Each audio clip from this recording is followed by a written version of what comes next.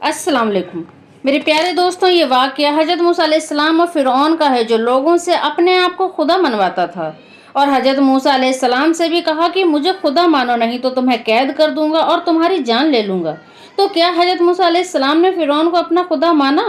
तो चलिए जानते हैं। तो ये जानने के लिए आप इस वीडियो को पूरा सुनिएगा और आगे चल के आपको वीडियो में पता चल ही जाएगा। अगर आप मेरे चैनल पर नए हैं तो मेरे चैनल को सब्सक्राइब करें और वीडियो को लाइक ज़रूर करें। तो अल्लाह ने हजरत हारून को उनके भाई मूसा अलैहिस्सलाम की हालत की खबर दी। हजरत हारून शहर से बाहर गए और हजरत मूसा अलैहिस्सलाम को साथ लेकर फिरौन के यहाँ पहुंचे और कुछ दिन वहां ठहरे। किसी की ये हिम्मत न थी कि उनका हाल फिरौन से कह सके। एक दिन एक शख्स जो फिरौन का मशखरा था, उसने हजरत मूसा अलैहिस्सलाम से पूछा कि तुम जानते भी हो कि ये कौन सी जगह है? तुम यहाँ किस लिए आए हो? हजरत मूसा अलैहिस्सलाम ने फरमाया कि ये फिरौन का महल है और हम सभी मखलूक और आसमान व ज़मीन के बनाने वाले खुदा के बंदे और गुलाम हैं। खुदा ने हमको रसूल बनाकर फ़िरऔन के पास भेजा है। उस मस्खरे ने फ़िरऔन से जाकर कहा, आज मैं एक अजीब खबर लेकर आया हूँ, लेकिन कहने की हिम्मत नहीं पड़ती। फ़िरऔन ने कहा, वो क्या है? वो बोला, वे दो आदमी जो दरवाजे पर बैठे हैं, उनकी हैबत और खौफ से शेरों का भी पित्ता पानी होता है। वे कहते हैं कि तुम्हारे सिवा भी कोई खुदा बंद है, तुम्हारे सिवा भी कोई मालिक और हाकिम है, जो जमीन और आसमान का पैदा करने वाला और पालने वाला हाकिम है। फिरौन को गुस्सा आया और उसने हजरत मूसा अलैहिस्सलाम और हजरत हारून को अपने दरबार में तलब किया। देखा एक शख्स ऊनी कपड़ा पहने है, हाथ में लाठी है, पाँव में जूते हैं। देखते ही पहचाना और पूछा, तुम्हारा नाम क्या है? हजरत मूसा ने फरमाया, मूसा बिन इमरान। फिरौन ने कहा, मैं ये नहीं पूछता। हजरत मूसा ने कहा कि मैं खुदा के बंदों में से एक बंदा हूँ।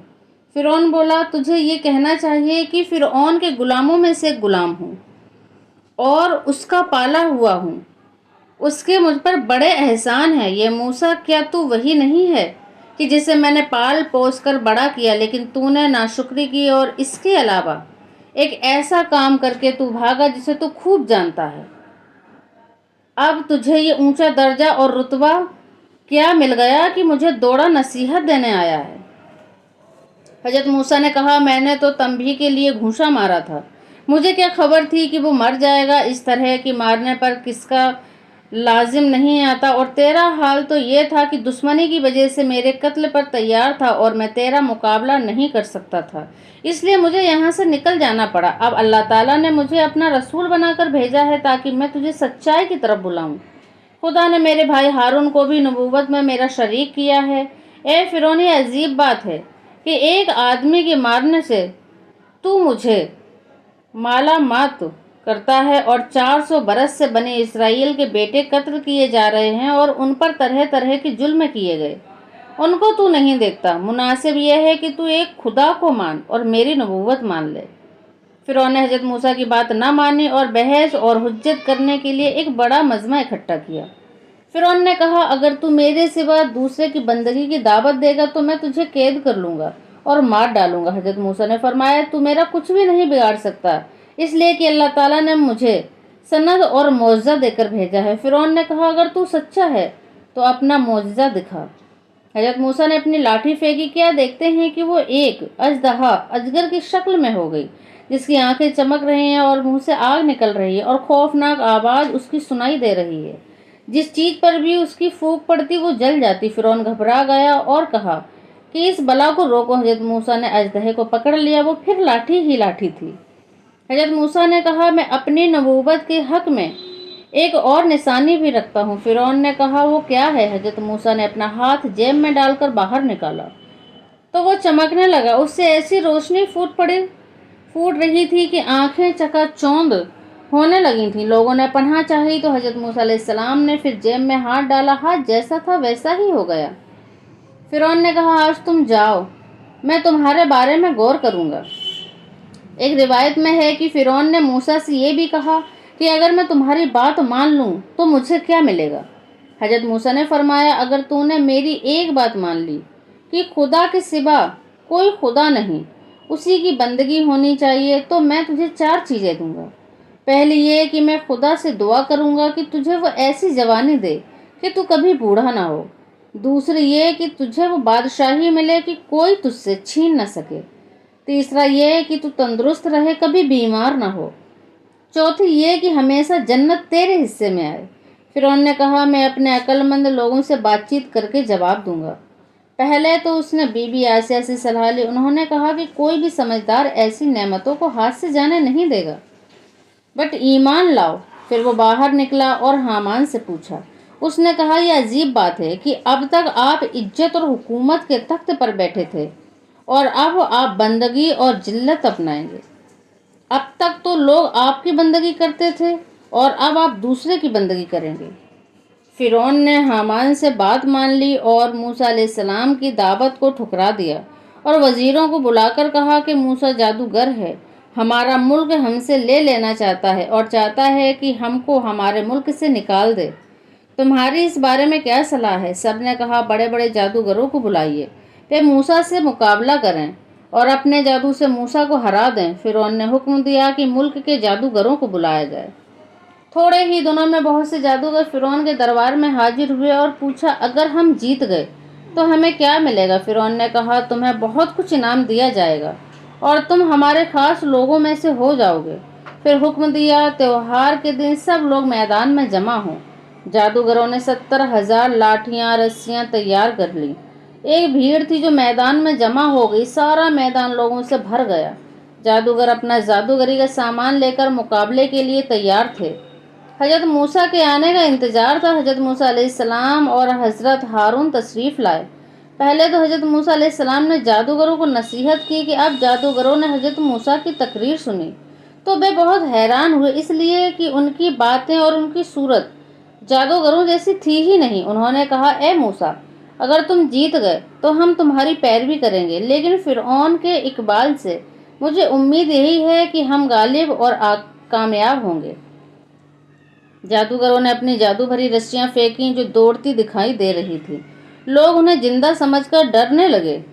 फिर हजरत मूसा अलैहिस्सलाम ने खुदा के हुक्म से अपनी लाठी फेंकी। क्या देखते हैं कि लाठी अजदहा बन गई और उसने सारे जादू की रस्सियां निगल ली, यहाँ तक कि उनका नाम व निशान तक बाकी न रहा। वह ऐसा गरजता था कि डर के मारे लोगों का कलेजा पानी हो रहा था। पत्थर ईंट जो सामने आता उसे चबा डालता। मुंह फैलाए फिरौन की तरफ बढ़ा। फिरौन उसकी हैबत से भागा। लोग भी डर के मारे इधर उधर भागने लगे। कितने ही लोग रोंदे और कुचले गए। ऐसा लगता था जैसे कयामत की घड़ी आ गई हो। फिर हजरत मूसा ने अजदहे पर हाथ डाला। फिर वो लाठी ही लाठी थी। जादूगरों ने समझ लिया कि हजरत मूसा अलैहिस्सलाम जादूगर नहीं हैं बल्कि सच्चे हैं। वो फिरौन सजदे में गिर पड़े और पुकार उठे, हम मूसा के रब पर ईमान लाते हैं। फिरौन ने ये देखकर बहुत गुस्से में आया और कहा कि तुम्हें क्या हो गया है कि मेरे हुक्म और इजाज़त के बगैर ईमान ले आए? अगर तुम लोग इस नए दीन को नहीं छोड़ते हो तुम सब एक एक हाथ और एक एक पांव काट कर सूली पर चढ़ा दूंगा। जादूगरों ने दिल में ईमान ऐसा उतर गया कि सच्ची बात ऐसी जम गई कि वे सच्चे दीन से फिर नहीं फिरे। और बीबी आसिया ने भी अपना ईमान जाहिर किया और कहा कि हजरत मूसा अलैहिस्सलाम खुदा के सच्चे नबी हैं। फिरौन ने इस बेगुनाह खातून को निहायत अजाब देकर शहीद किया और बनी इसराइल पर भी उसकी शक्ति बढ़ गई। उन्होंने हजरत मूसा से कहा कि आपके तशरीफ़ लाने से पहले हमारे बाप दादा ने हमें आपकी नबूवत की खुशखबरी दी थी और कहा था कि आपके नबी होने के बाद हमको मुसीबतों से निजात मिलेगी। इसलिए हम तकलीफ़ें बर्दाश्त कर रहे थे और आपकी उम्मीद पर जीते थे, लेकिन आपके तशरीफ़ लाने से भी हमारा दुख न मिटा बल्कि मुसीबत और तकलीफ़ में और बढ़ती होती गई और हम में ताकत नहीं कि सब्र करें। अगर आपका हुक्म हो तो इस मुल्क से हिज्रत कर जाएं। हज़रत मूसा अलैहिस्सलाम ने उनको तसल्ली देते हुए कहा कि वो दिन दूर नहीं कि तुम्हारे दुश्मन हलाक होंगे और खुदा तुमको इस ज़मीन का मालिक बना देगा। हज़रत मूसा अलैहिस्सलाम ने जब ये देखा कि फिरौन की कौम ईमान नहीं ला रही है तो उन्होंने खुदा से दुआ की कि खुदा ने फिरौनियों की तंबीह के लिए एक के बाद एक कई बलाएं नाजिल की और 2-3 साल तक कहर पड़ा। उसके बाद तूफ़ान जाहिर हुआ। कुछ लोग कहते हैं कि ये तूफ़ान पानी का था और कुछ कहते हैं कि प्लेग का था। 7 दिन के अंदर अंदर हजारों कश्ती हलक हुए। फिर 7 रोज तक टिड्डियों का दल उनकी खेतियों और बागों पर टूट पड़ा, जिससे उनकी खेतियां तबाह हो गईं। मेवे और दरख्त के पत्ते तक खत्म हो गए और उनकी ज़िंदगी दूभर हो गई। जब भी मुसीबत आती तो हजरत मूसा से कहते, اب ہم راہ پر آ جائیں گے۔ آپ خدا سے دعا کیجئے کہ یہ مصیبت اور بلا دور ہو۔ لیکن مصیبت کے ہٹتے ہی بے پھر کفر اور قائم ہو جاتے۔ اس کے بعد میںڈک اور مکمل کا عذاب اترا۔ کیڑے مکوڑے اتنے زیادہ بڑھ گئے کہ مکان، فرش، برتن، لباس ہر جگہ پھیل گئے، بلکہ بے آنکھوں اور منہ میں بھی پلے پڑتے تھے۔ انہوں نے موسیٰ سے کہا، اپنے پروردگار سے دعا کرو کہ اگر یہ عذاب ہم سے ٹل گیا تو ہم تم پر بھی ایمان لائیں گے اور بنی اسرائیل کو بھی تمہارے ساتھ جانے دیں گے۔ حضرت موسیٰ علیہ السلام کی دعا سے یہ عذاب بھی اللہ نے ہٹا دیا، لیکن عذاب کے ٹلتے ہی وہ پھر سرکش اور نافرمان بن گئے۔ اس کے بعد اللہ تعالیٰ نے ان پر خون کا عذاب بھیجا۔ نیل ندی کا پانی ان کے لیے خون کا کر دیا گیا۔ پینے کے لیے پانی نہ رہا، یہاں تک کہا جاتا ہے کہ ایک ہی پیالے کا پانی کبیوں کے لیے خون ہو جاتا اور بنی اسرائیل کے آدمی کے لیے وہ صاف پانی ہی رہتا۔ ایک بار کپتیوں کی ایک عورت نے بنی اسرائیل کی ایک عورت سے کہا، اے بہن، میں پیاس سے مری جا رہی ہوں، تو اپنے منہ سے پانی لے کر میرے منہ میں ڈال دے۔ جب پڑوسن نے اس کے منہ سے اپنے منہ کا پانی ڈالا تو وہ پانی فوراً ہی خون بن گیا۔ ان تمام بلاؤں اور عذابوں کے باوجود کوئی ایمان نہ لایا، بنی اسرائیل کو دکھ پہنچاتے رہے۔ تب اللہ تعالیٰ نے حضرت موسیٰ علیہ السلام پر حکم اتارا کہ تم اپنی تمام قوم کو مصر سے باہر لے جاؤ۔ آدھی رات کے وقت حضرت موسیٰ بنی اسرائیل کو اپنے ساتھ لے کر نکل پڑے۔ جب صبح ہوئی تو معلوم ہوا کہ بنی اسرائیل کا کوئی آدمی اپنے گھر نہیں ہے۔ انہوں نے شور مچایا اور فرعون کو اس کی خبر دی۔ فرعون نے حکم دیا کہ فوج کے ساتھ بنی اسرائیل کا پیچھا کیا جائے۔ محرم کی 10ویں تاریخ کو فرعون بھاری لشکر لے کر حضرت موسیٰ علیہ السلام کے پیچھے روانہ ہوا، یہاں تک کہ فرعون کی فوج بنی اسرائیل کے قریب پہنچ گئی۔ بنی اسرائیل بہت پریشان ہوئے اور انہوں نے حضرت موسیٰ سے کہا کہ اے اللہ کے نبی، دشمن آ پہنچے، اب تو ہم گرفتار ہو جائیں گے، اس لیے کہ پیچھے سے فرعون کی فوج آ رہی ہے اور آگے دریا ہے۔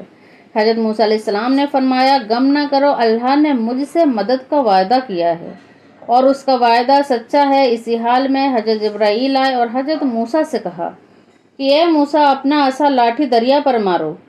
عصا مارتے ہی دریا میں راستہ نکل آیا اور حضرت موسیٰ اور بنی اسرائیل کے لوگ دریا کے اندر سے ہوتے ہوئے آگے بڑھ گئے۔ فرعون ساحل پر پہنچا تو دریا کا یہ حال دیکھ کر ڈرا اور اسے بڑی فکر ہوئی۔ سوچا کہ مصر لوٹ جائیں اور موسیٰ کا پیچھا نہ کریں۔